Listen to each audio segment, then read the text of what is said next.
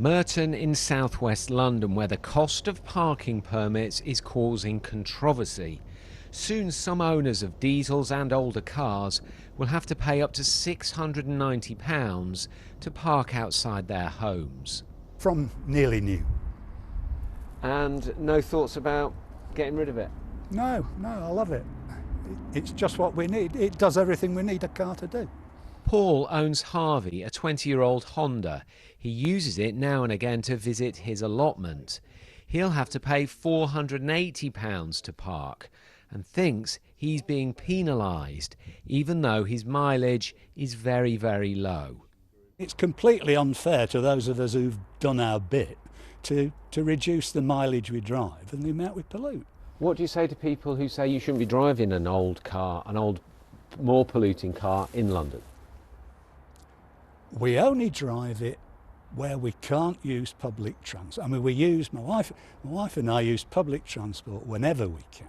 We use this thing really as just a load carrier to take stuff to and from our allotment for the most part, and to drive to places where we can't get on public transport. Under the new rules, cars and diesels with higher emissions will have to pay more in Merton.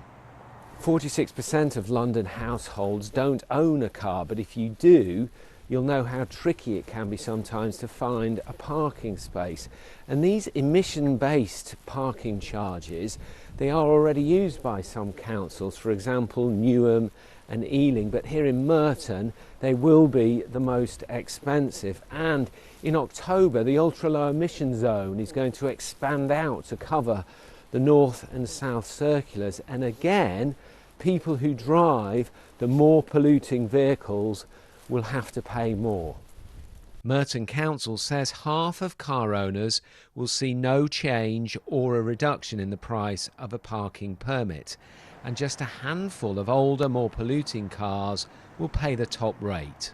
For those who are going to experience the highest level of charges, and actually there are just a handful in the borough, we are trying to encourage people to overall switch their vehicles and make use of one of our extensive sort of car clubs and networks in the borough.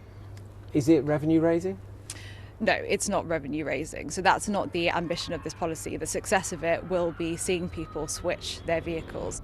Other councils could follow Merton's example and increase parking charges as more schemes across the capital adopt the policy of the polluter paying. Tom Edwards, BBC London.